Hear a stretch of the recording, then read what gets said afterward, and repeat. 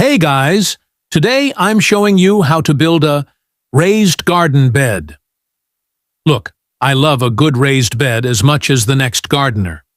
But if I see one more video showing the exact same rectangle made from the exact same timber, here's the truth. You didn't click on this video to build something you've seen 100 times. You clicked because you want something that makes your neighbor lean over the fence and say, "Wait, you built that yourself?" So today, we're doing something completely different. I'm showing you 10 backyard DIY projects that are so unique, so unexpectedly creative, that people will genuinely struggle to believe you didn't hire someone. And here's the best part. They're all totally achievable. No welding, no engineering degree, no spending your kid's university fund, just clever ideas that nobody else is doing. First project literally uses something you're about to throw away. Last one breaks a gardening rule everyone thinks is sacred, and it works brilliantly. I'm Kings, this is No Fail Garden, and we're about to build something your backyard has never seen before. Question for you before we start. What's the most unique thing currently in your backyard? And I mean genuinely unique, not a nice plant, but something that makes people stop and stare. Drop it in the comments. Let's see who's already thinking outside the box. Let's build something unforgettable. Project 1. The cinder block water feature. That doesn't look like cinder blocks. Right, this one blows people's minds. Cinder blocks. The most boring, industrial, construction site material you can imagine. But here's what nobody tells you. When you stack them creatively, I'd fill the holes with water and aquatic plants and add a small solar pump. You've got a cascading water feature that looks like expensive custom stonework. Here's the trick. Stack your cinder blocks in a stepped pyramid, wider at the bottom, narrower as you go up. Stagger them slightly so water can cascade down the sides. Fill the hollow centers with water. Add water lettuce or small water lilies in each compartment. One tiny solar fountain pump in the top block. Water trickles down through each level, creating this gorgeous tiered water feature. Paint the blocks dark charcoal or leave them natural. Both work. Cost? Maybe £25 for blocks, £15 for a solar pump, £10 for plants. Time? An afternoon. Result? People asking who designed your water feature and where they can get one. Yet I built this last summer and my neighbor asked for my landscape architect's number. I pointed at the leftover cinder blocks in my shed.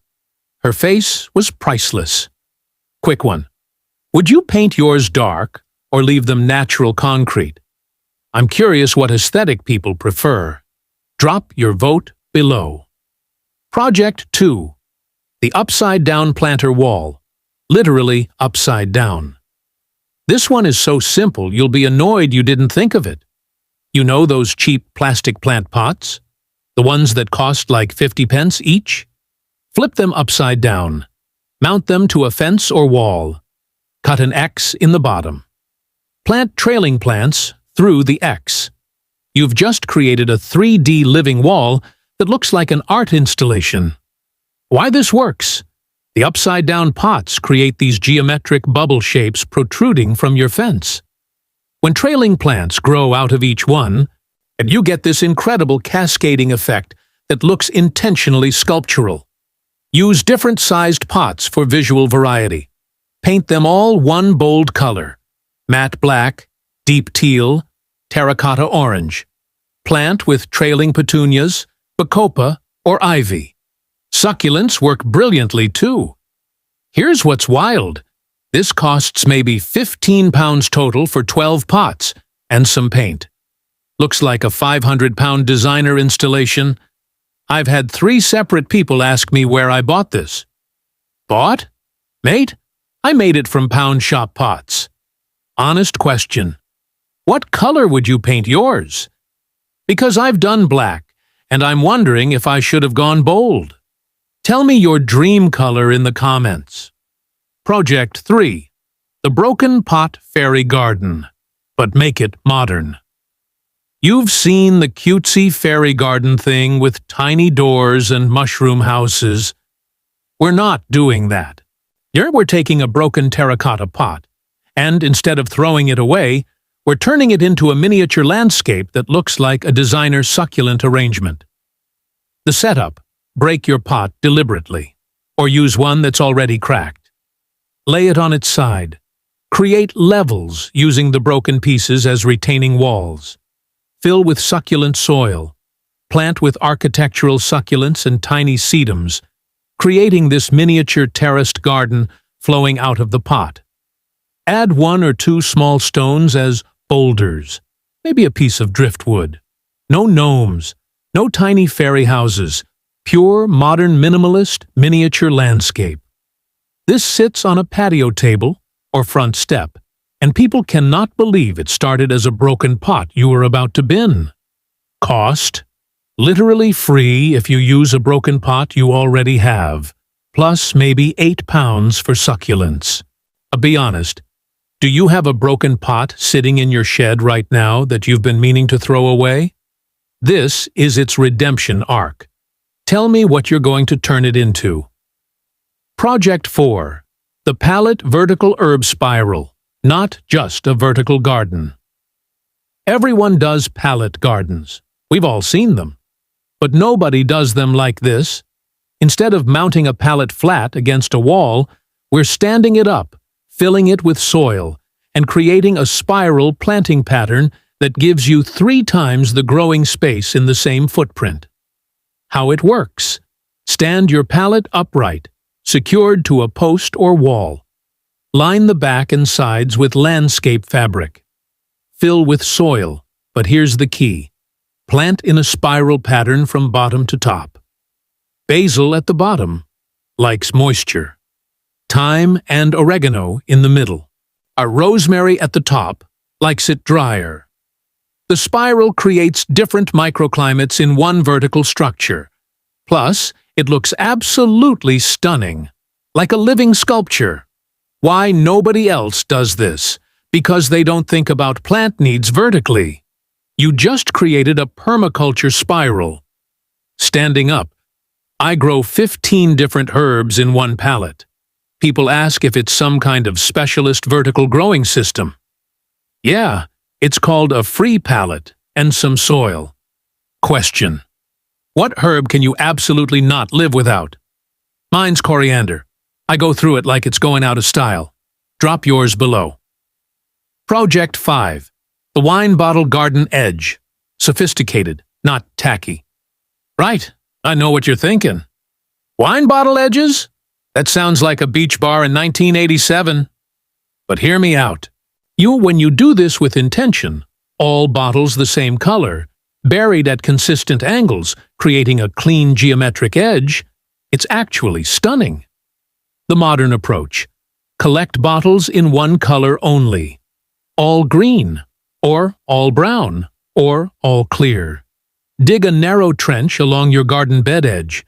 Bury bottles upside down at a 45-degree angle, necks down, leaving just the bottom third visible.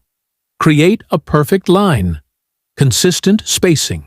Consistent angle. The bottles catch light, create a reflective edge, and look like art glass installation rather than recycling gone wrong.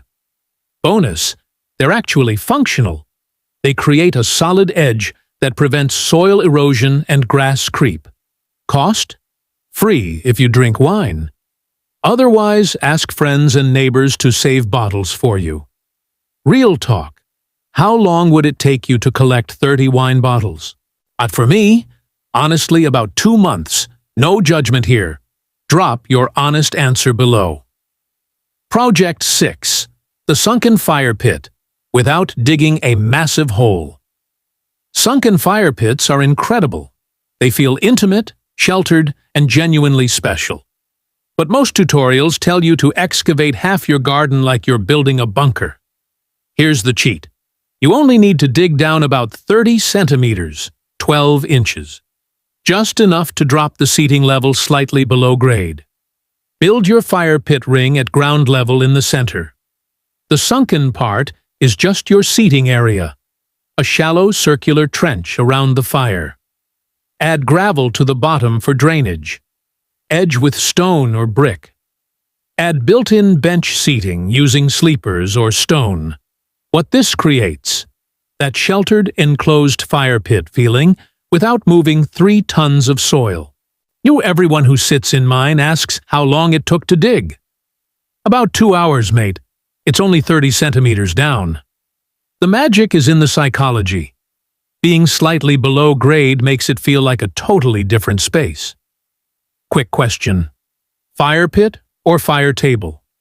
Where do you stand on this critical backyard debate? Comments, please. Project 7. The living roof shed. Easier than you think. This one makes people stop in their tracks. A shed with plants growing on the roof. Sounds complicated. Sounds expensive. Sounds like something that would leak immediately and destroy everything. Here's the reality. You need 1 shed, 1 sheet of pond liner, some wooden battens, shallow trays or crates, and sedum plants. Cover your existing shed roof with pond liner. Add battens to create a slight lip around the edges. Fill shallow trays or crates with lightweight succulent soil. Plant with hardy sedums. Place trays on the roof. That's it. You've got a living roof. Sedums are nearly indestructible. They need virtually no maintenance. They insulate your shed. They look absolutely incredible. I did mine for under 40 pounds. People think I hired a green roof specialist. The question everyone asks, does it leak? No, because pond liner. That's literally its job. Your turn. What's the most boring shed in your area right now? Could be yours, could be your neighbor's, because that's a living roof waiting to happen. Tell me about it. Project 8. The copper pipe trellis. Industrial Checo. Forget wooden trellises that rot and look the same as everyone else's. We're building with copper pipe. Why copper? It develops this gorgeous verdigris patina over time. It's strong, it's weatherproof, and it looks like expensive architectural metalwork. The build: copper pipes and elbow joints from any hardware store. Create a geometric grid pattern: squares, rectangles, asymmetric modern shapes. Mount to your fence or wall. Let climbing plants do their thing. As the copper ages and goes green, it gets more beautiful. Not less. Cost? About 30 to 40 pounds for enough pipe to create a 1.5 meters by 1.5 meters trellis. Time? Maybe an hour of cutting and connecting pipes. Result? A trellis that looks like it cost 10 times what you paid and gets better every year. Mine's 3 years old now. The green patina with climbing roses is just chef's kiss. Question: shiny new copper or aged green patina? Which aesthetic are you going for? I want to know your vision. Project 9. The Gabion planter. Rocks in a cage. But make it fashion. Gabions are those wire cages filled with rocks you see in fancy commercial landscaping. Most people think you need industrial equipment and a massive budget. You don't. Small Gabion baskets cost about 15 to 25 pounds online. Fill them with rocks, free if you have access to a beach or river, or cheap from builders' merchants. Stack them. Create planter boxes. Use them as raised bed edges. Build retaining walls. Here's the genius part. You can fill the center hollow space with soil and plant directly in them. You've got this industrial modern rock structure that's also a functioning planter. Succulents spilling over the edges of a Gabion planter? Stunning. Herbs growing out of a Gabion retaining wall? Next level. Why it works. The contrast between industrial wire and rock structure and soft organic plants is visually chef's kiss. Honest moment. Had you ever heard of Gabions before this video? Because I hadn't until 2 years ago, and now they're everywhere in my garden. Drop a yes or no in the comments. I'm genuinely curious. Project 10. The Chaos Garden, Breaking the Rules on Purpose. Right? This is where I lose the purists. Every gardening rule says, plan your garden, organize by height, group by color, create structure. This project says, throw all of that out the window deliberately. Choose one small area, maybe 2 meters by 2 meters. Could be a corner. Could be a border section. Plant it with complete controlled chaos. Mix heights randomly. Clash colors on purpose. Let things self-seed wherever they want. Just allow plants to flop over each other. No staking, no deadheading, no tidying. The goal, create a wildflower meadow vibe in your regular garden. Something that looks like nature designed it, not you. Here's what happens. It becomes the most interesting part of your entire garden. Pollinators go insane for it. It changes weekly.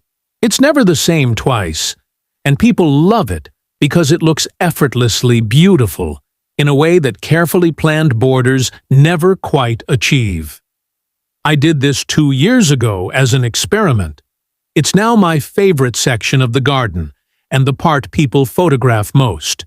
The controversial question, do you prefer structured, neat gardens or wild, natural chaos? This is the ultimate gardening personality test. Tell me where you stand. Closing. Okay, let's be real for a second. And you didn't need another video showing you how to build a basic raised bed. You needed this. Projects that make you think differently. Ideas that nobody else has in their backyard. Builds that make you excited to get outside this weekend. Here's what I want you to do right now. Pick one project from today. Just one. Screenshot it. Save this video. Put a reminder in your phone for Saturday morning. Then actually build it. And when you do, when you've got your cinder block water feature, or your upside-down planter wall, or your chaos garden going wild, I want to see it. Tag No Fail Garden when you post it. Or drop a comment below with what you built. Because the whole point of this channel is proving that you can build things people won't believe came from a DIY project. See before you go, which project are you actually going to build? Not which one you like.